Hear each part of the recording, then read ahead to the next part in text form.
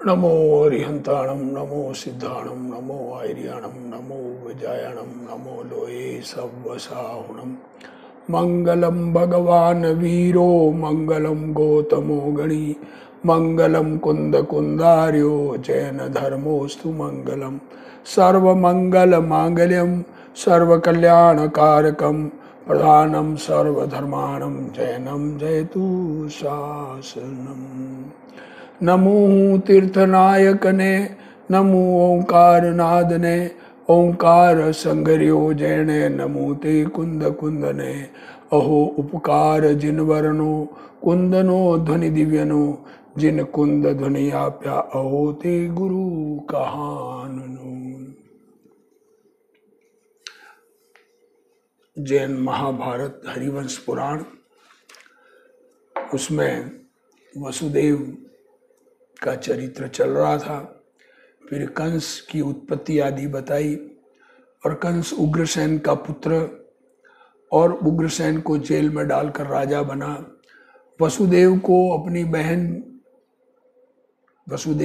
बहन की शादी की वसुदेव से, और फिर उसको पता पड़ा कि इनका पुत्र ही मेरा नाश करेगा, मतलब कंस का नाश करेगा।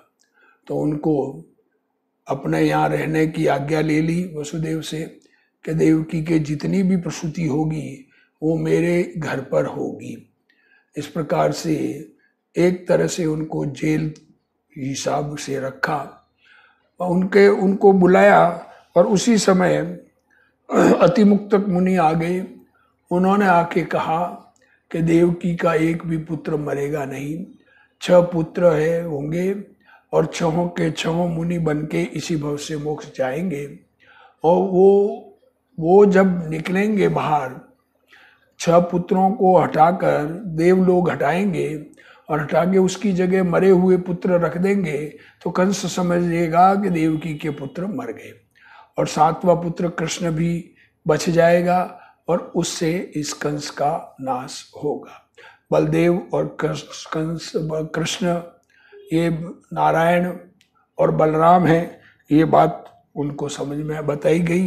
अब आगे गौतम स्वामी राजा श्रेणिक से अब कहे, हे श्रेणिक, देवकी का बल्लभ वसुदेव अपने वंश में जिनेंद्र का प्रकट होना सुनकर हर्षित भया। देखो क्या कह रहे हैं, अपने वंश में जिनेंद्र का प्रकट होना।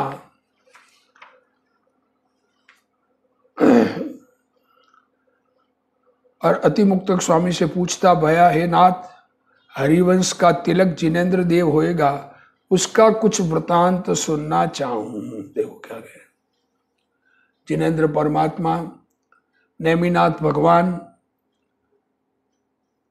वंश में, हमारे वंश में होंगे, ये बात उसको सुनने में आई। तो वो पूछ रहा है। तब मुनि कही, इस ही जम्बूद्वीप विषय, सीतोदा नामा नदी के दक्षिण तट विषय, पद्मा नामा विदेह क्षेत्र में, सेंदपुर नामा नगर, वहाँ अरदास नामा राजा होता भया हो, राजा है। सो महाजिन धर्मी, उसके जिन दत्ता नामा स्त्री, सो भगवान की पूजा विषय प्रवीण। उसने शुभ स्वप्न देखे।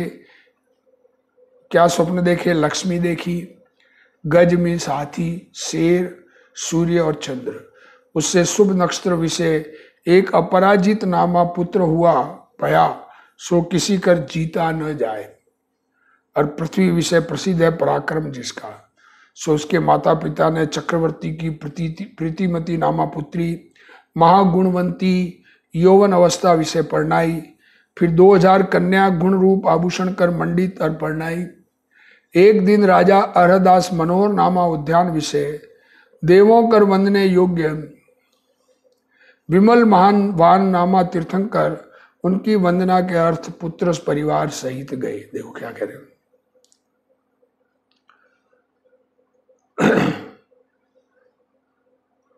वहां क्या कह रहे हैं, कथा है विदेह क्षेत्र की, और विदेह क्षेत्र में ये हो रहा है। देखो, वहां जिनवाणी सुन 500 राजाओं सहित मुनि उभया।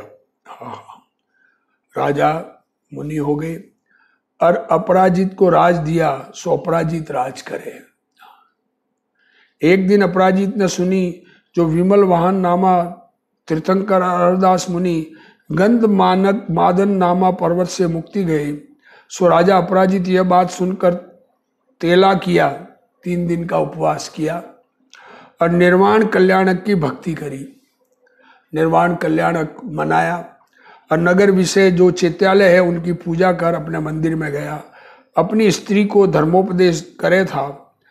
उस समय 2 चारण मुनि आए, उनको राजा ने उठकर हाथ जोड़ नमस्कार किया। वे विराजे तब उनको पूछा, हे प्रभु, हे जिन धर्मी, हे तिनको मुनियों को देखकर परम हर्ष उपजे है, सो ये रीति तो अनादि की है और आपको देखकर मेरे अपूर्व स्नेह उपजा, सो कुछ पूर्व संबंध है। देखो, मुनिराज को देखकर आनंद तो सबको आता है, पर मुझे आपको मुनिराजों को देखकर विशेष आनंद आ रहा है। तब दोनों मुनियों ने, बड़े मुनि कहते हैं, भाई हे राजन, हमारे और तेरे जो पूर्व संबंध है सो सुन। अमृत रूप वाणी कर मुनि कहे। अब देखो, ये अपराजित की कथा चल रही है। पूर्व भाव में अपराजित सुने हैं एक पुष्करार्ध नामा द्वीप, विषय पश्चिम विदे। देखो क्या कह रहे हैं, पुष्करार्ध नामा द्वीप। अब पुष्करार्ध द्वीप कौन सा है ये भी याद आना पड़े। अपने असंख्य द्वीप समुद्रों में पहला द्वीप जम्बू द्वीप, दूसरा द्वीप घातकी खंड द्वीप और तीसरा द्वीप पुष्करार्ध द्वीप। तो क्या कह रहे हैं, पुष्करार्ध द्वीप में देखो, अभी जम्बू द्वीप हम रह रहे हैं, वो जम्बू द्वीप का भरत क्षेत्र है। और एक कथा है, अपराजित राजा है जम्बू द्वीप के विदेह क्षेत्र में, सीतोदा नदी के दक्षिण तट में, वहां की कथा है ये। और ये पुष्करार्ध द्वीप की कथा पूर्व जन्म की कह रहे हैं। पश्चिम विदेह, ये दोनों मुनि आए ना, उनका पूर्व जन्म का संबंध बताने के लिए। वहां विजयार्थ गिरी के उत्तर श्रेणी विषय एक गण्यपुर नामा नगर, वहां सूर्यपुर नामा राज्य, राजा सूर्य समान है प्रभा जिसकी, उसके धरती समान मन की हरणहारी धारिणी नामा रानी। उसके पुत्र 3 भय, चिंता गति, मन गति और चपल गति। ये तीनों ही भाई महास्नेहवंत और महापुरुषार्थ के धारक।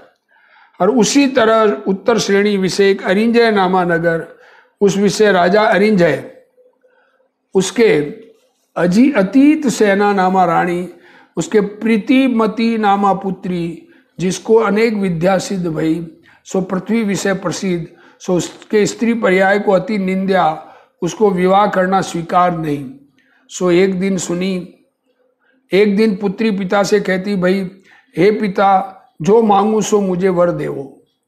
तब पिता उसका मन संसार से परान्मुख जान कहता, भया जो एक तप की ही आज्ञा न दूं और जो मांगे सो दूं। क्या पिता को मालूम था ये वैरागिणी है, ये अभी मुनि आर्यिका माताजी बनने की आज्ञा मांगेगी, वो आज्ञा छोड़कर बाकी जो मांगे सो दूं। तब कन्या कहती, भाई मेरे तो तप की वांछा है और जो तुम आज्ञा न देवो तो मोहि गमन विषय जीते सो मेरा वर। क्या कहा, चलने में जो मुझे जीत लेगा उसको मैं अपना पति बनाऊंगी। तब राजा ने यह प्रमाण करी, सो सब विद्याधर राजा ने बुलाए, सो भेड़े भय, तिनको राजा कहता भया। हे समस्त विद्याधर, जो गमन विषय मेरी पुत्री को जीते उसे ही मैं पुत्री परणाऊं। मेरी पुत्री और वह सुमेर की प्रदक्षिणा कर जिनवर की पूजा करे। क्या कहा, मेरी पुत्री और जिसको उसको जीतना है वो पुरुष दोनों सुमेरु की प्रदक्षिणा करके भगवान की पूजा करे और दोनों में पहली आए मुझे आशीष देवे सो जीते। हाँ,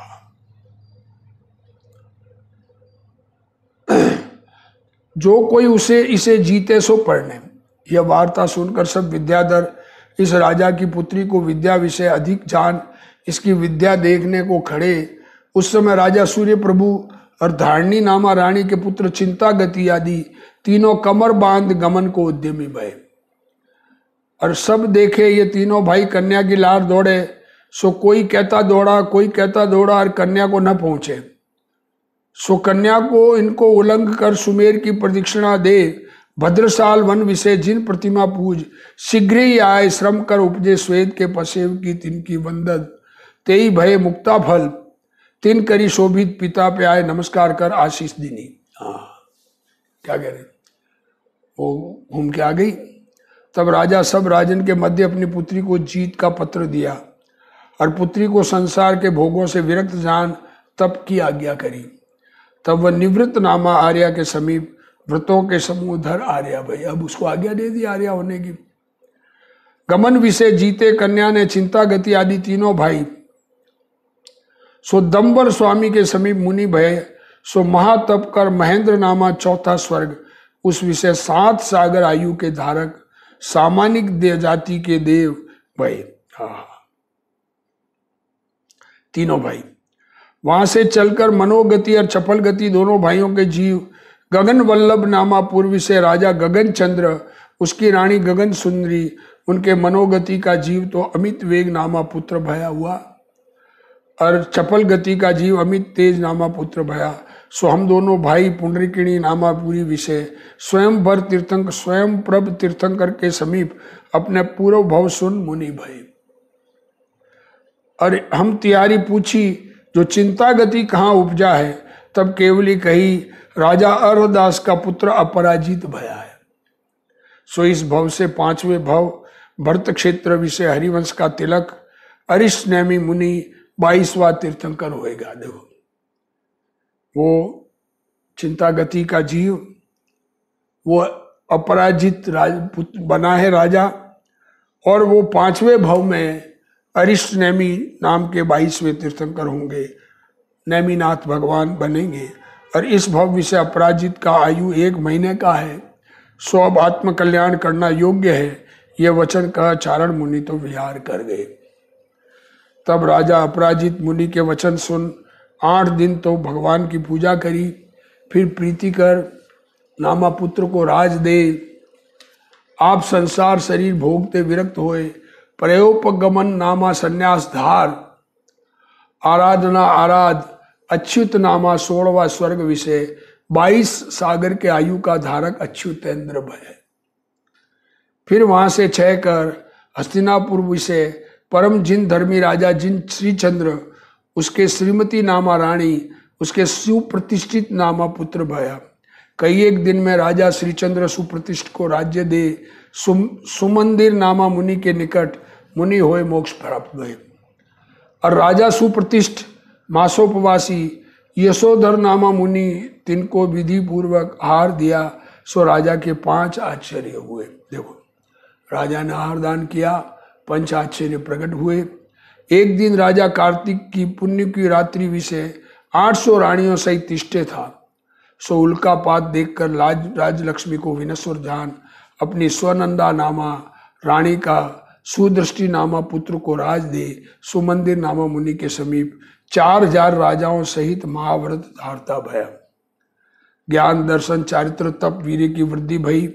11 अंग 14 पूर्व पड़े और सर्वतोभद्र आदि अनेक तप कर अपना शरीर शोषित किया।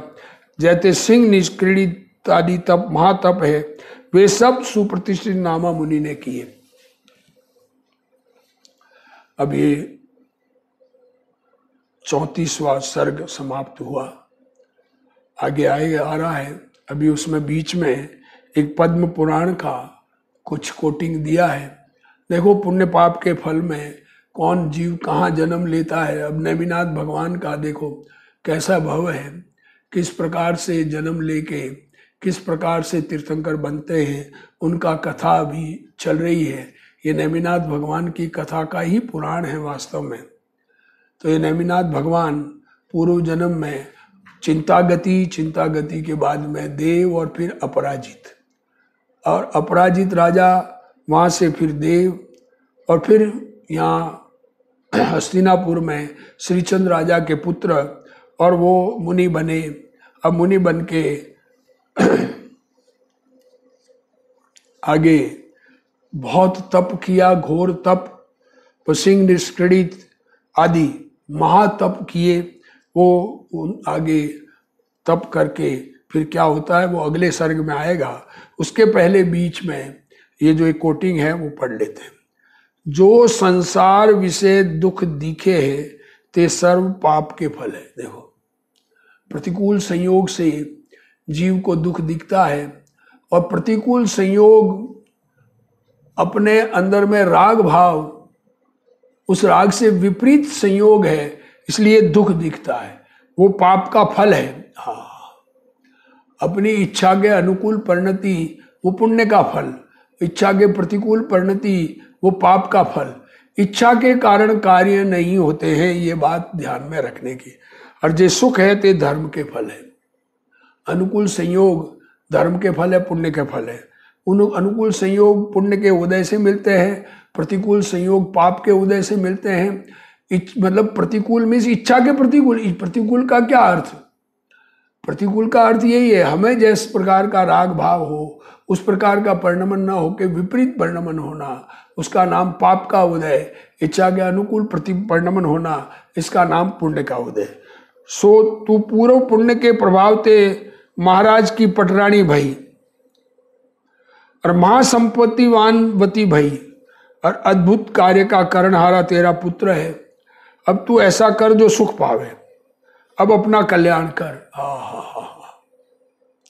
क्या कह रहे हैं? पूर्व के पुण्य के प्रभाव से संपत्तिशाली हो गए। अब देखो, ये मनुष्य भाव मिल गया, जिन धर्म मिल गया, ये तो पुण्य का उदय है।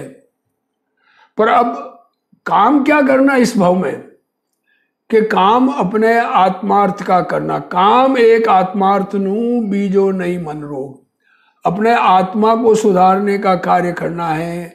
अनादि से आत्मा में जो विकार है उन विकार का नाश करना, ज्ञान भाव रूप परिणमन करना। ज्ञान भाव रूप परिणमन सुख रूप है और राग रूप परिणमन दुख रूप है। हाँ, हे भव्यों, सूर्य के और नेत्र के होते सत्य तू कूप में मत पड़। क्या कह रहे? सूरज की रोशनी है, आंखें हैं, और तुम कुएं में गिर रहे हो। जो ऐसे कर्म करोगे तो घोर नरक में पड़ेगी। देव गुरु शास्त्र का अभिनय करना अनंत दुख का कारण है। क्या कहना चाह रहे हैं? देव शास्त्र गुरु ये महाकल्याण के कारण हमारा देव जो है वो ज्ञान स्वभाव में लीन होकर के वीतरागी, सर्वज्ञानी और हितोपदेशी है। उनका अभिनय करे तो अपना हित कैसे होगा? उससे विपरीत चलेगा तो अकल्याण होगा। शास्त्र में हित का उपदेश लिखा है, उस शास्त्र के हित के उपदेश को नहीं स्वीकार करेगा तो अकल्याण होगा। और गुरु जो साक्षात आड़ती है भगवान के, और वो भगवान के मार्ग पर चलने वाले, और उनका बात नहीं मान के और उनकी सेवा नहीं करके उनका अभिनय करेगा तो अनंत दुख होगा, ये कहना चाह रहे। अरे ऐसे दोष देखे जो मैं तो ही न संबोधू तो मोई प्रमाद का दोष लागे। अब ये दोष देख कर भी नहीं संबोधे ताते तेरे कल्याण निमित्त धर्मोपदेश दिया है। इसलिए हमारे कल्याण के लिए धर्म का उपदेश दिया गया। अब धर्म को समझकर कल्याण हमको करना है। उपदेशक उपदेश दे सकते हैं, उपदेशक हमें तार नहीं सकते। उपदेश के अनुसार स्वयं का परिणमन करना, स्वयं सुधर जाना, वही कल्याण का कारण है। अब 35वां सर्ग है। श्री अरिष्ट नेमि का चरित्र। वसुदेव अति मुक्तक मुनि के मुख सुनी, करी परम हर्षित भय, सो मुनि को नमस्कार करी देव की सहित अपने घर को गया। देखो क्या कह रहे हैं? महातप किए उन्होंने, किसने? सुप्रतिष्ठित ने। हाँ, और अब महातप करके वो स्वर्ग में जाके फिर नेमिनाथ भगवान बनने वाले हैं। ये बात सुनी तो ये बात सुन के देव की सहित अपने घर गए। जैसे मथुरापुरी विषय पहले रमते होते, केडारी आसक्त नाही, भांति निसंग रमते भय। क्या कह रहे हैं? केडा करी असक्तताई, उसी भांति वैसे के वैसे जैसे पहले थे वैसे रहने लगे। और शंका रही सहित जो कंस ताकरी अति सेवनी के एक दिन में पहला गर्भ देवकी को रहा। कुछ दिनों में देवकी के पहला गर्भ रहा। तामे नृप और देवपाल ये दो पुत्र गर्भ में आए।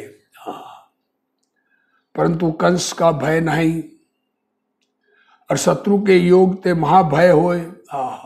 शत्रु सामने, वो मारने वाला है, पर बहुत डर लगे, पर इनको भय नहीं। परंतु प्रबल सहाय के सहायते भय का नाश ही होया। हा, क्या कहा, पहले ही कह दिया कि वो बचेंगे, मरेंगे नहीं। वसुदेव के धर्म का सहाय और इंद्रादिक देवनी का सहाय। आहा, धर्म की सहायता और देवों की सहायता।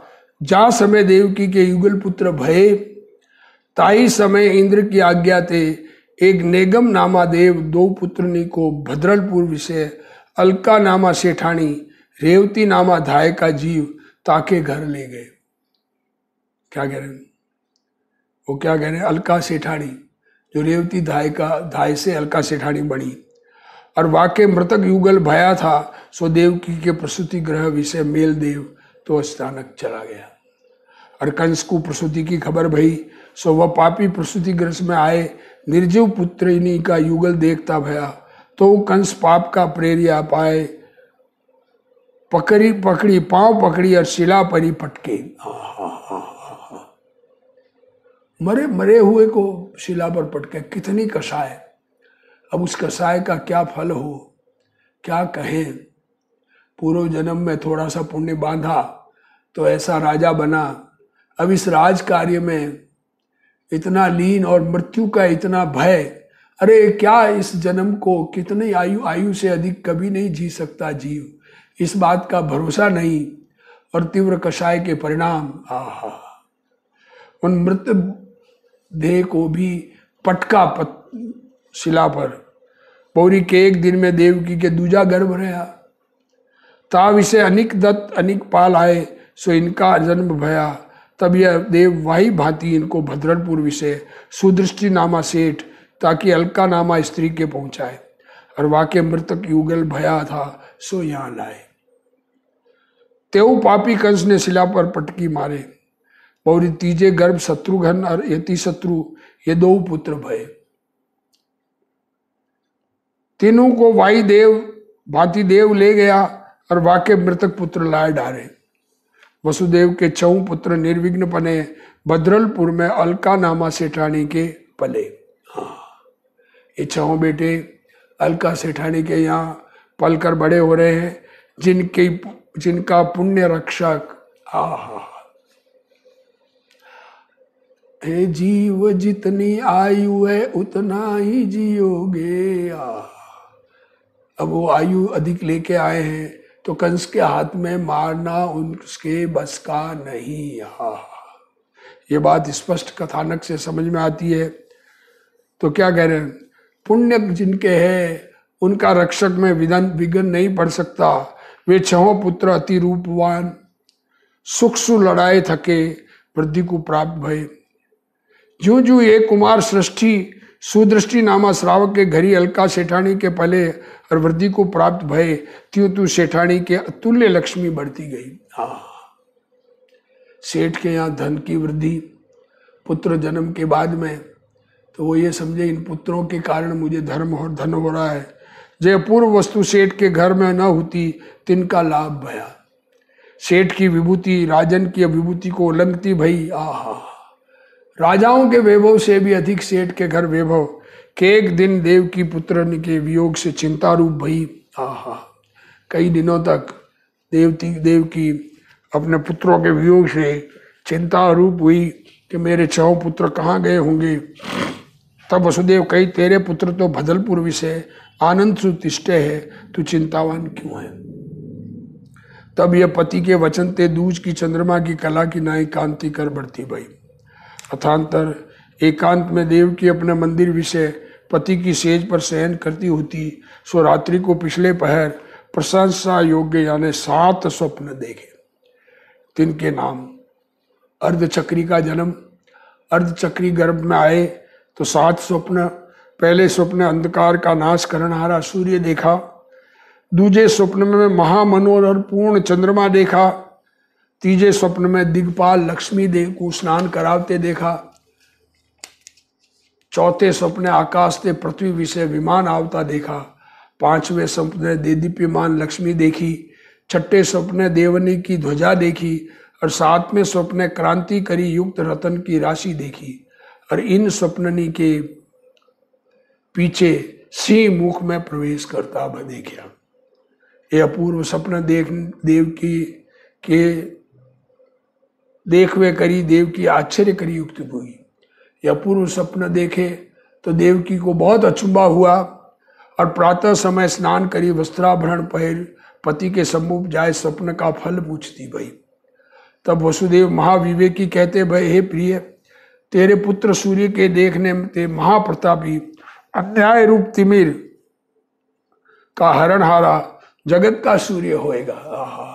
अन्याय को नष्ट करने वाला दुनिया में सूर्य होगा और चंद्रमा के अवलोकन ते महाकांति का धारक परम सुंदर पुत्र होएगा और लक्ष्मी के स्नान से देवनी करी राज्याभिषेक योग्य होएगा। देव राज्याभिषेक करेंगे और विमान दिखवे ते देव योग ते आवेगा और अग्नि के देखने ते महा तेजवंत होएगा और देवनी की ध्वजा देखने ते देवनी करी प्रशंसा योग्य मनुष्य का पति होगा और रतन दे राशि देखवे ते गुण रूप रतन के समूह का धारक होगा।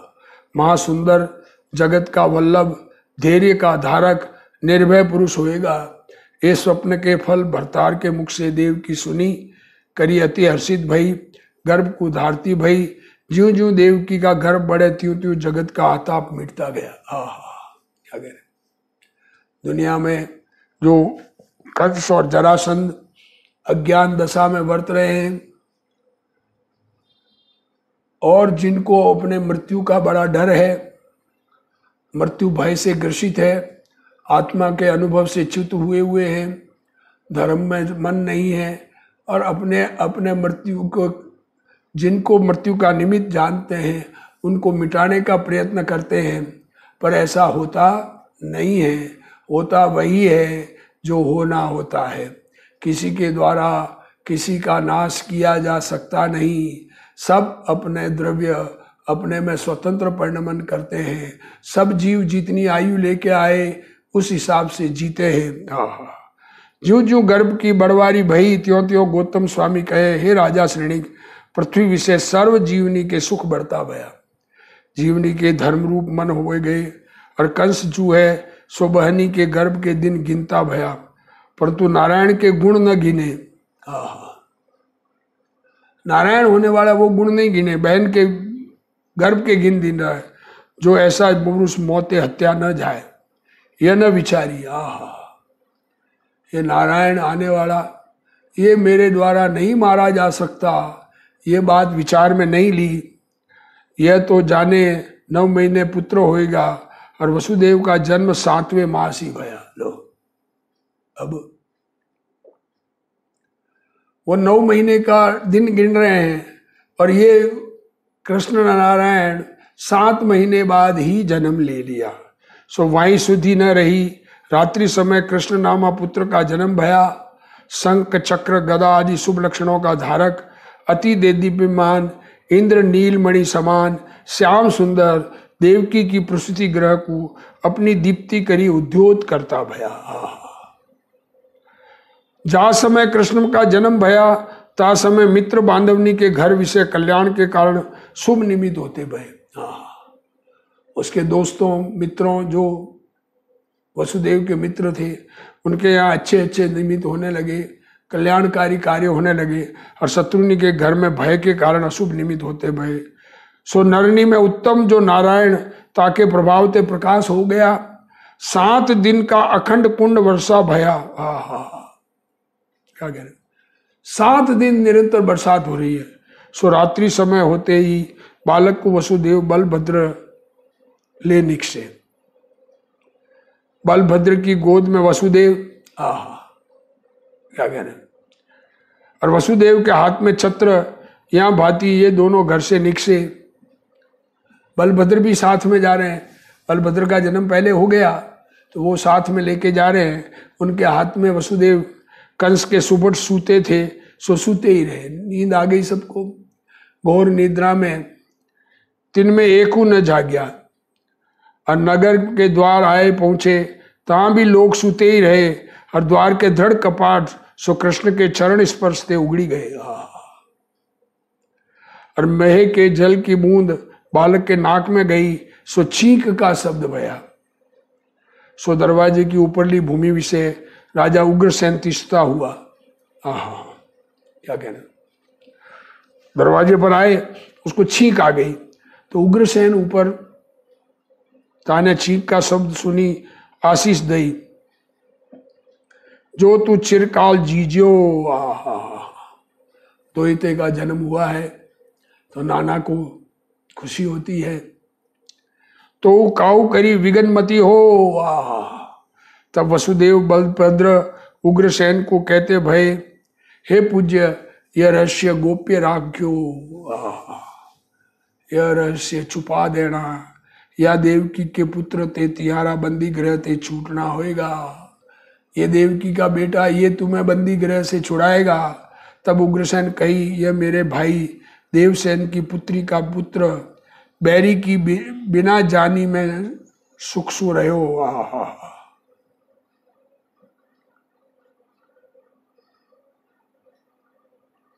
ये राजा उग्रसेन के शुभ वचन सुनी वसुदेव और बलभद्र नगर के बाहर गए। जा समय कृष्ण को ले और बाहर निकसे, ता समय नगर का रक्षक देव वृषभ का रूप धरी, सिंगन पर दीपक धरी, इनके आगे आगे गमन करता मार्ग दिखाता गया। आहा, देखो पुण्य का उदय, इस प्रकार के संयोग मिलते हैं। पाप का उदय हो तो विपरीत संयोग मिलते हैं, रास्ता रुक जाता है। इनको रास्ता मिल रहा है। आगे यमुना प्रवाह तीव्र बहता होता, सो कृष्ण के प्रताप थे यमुना के मध्य मार्ग हो गया। हाँ, नदी के बीच में रास्ता बन गया। आधी नदी एक तरफ और आधी नदी एक तरफ। नदी का प्रवाह भी घट गया। तब ये वृंदावन के घाट यमुना उतरी और गोकुल गांव गए। वहां नंद गोप ताके यशोदा स्त्री, सो वे दो आप इनके पाए नहीं पड़े, इन्हीं रात्रि विषय वे देखे। उनको बालक सौंपया और सब रहस्य जताया, और कही तुम याई पुत्र की वृद्धि करी पालियो। इसको पुत्र को पालन करना। ये बालक विशाल नेत्र देखवे, बालन की दृष्टि को कांति रूप अमृत वर्षे है। यहाँ भांति उनको समझाए, कृष्ण को वहां पधराया, और वाही समय यशोदा के पुत्री भई होती, ताई विश्वास के अर्थ लाए कर देवकी को सौंपी। और आप दो अपने स्थानक बैठे, काऊ के लखवे में यह वार्ता न आई। और दुनिया को यह समझ में नहीं आया। और चूंकि कृष्ण कंस तो दिन गिन रहा था 9 महीने, और बालक का जन्म 7 महीने में ही हो गया। अब और उस समय जब जन्म हुआ तब चारों तरफ निद्रा फैल गई। कंस खुद भी सो गया, चौकीदार भी सो गए, और वसुदेव और बलदेव दोनों मिलकर वहां गोकुल धाम में पुत्र को छोड़ दिया और उनकी बेटी को ले आए। अब आगे क्या होगा यह कथा हम अगले स्वाध्याय में पढ़ेंगे। अभी जिनवाणी स्तुति। हे जिनवाणी भारती, तो ही जपू दिन रैन, जो तेरा शरणा गए, सो पावे सुख चैन। जा वाणी के ज्ञान ते, सूझे लोकालोक, सो वाणी मस्तक नमो, सदा देत हूँ ढोक। जिनवाणी मात की जय।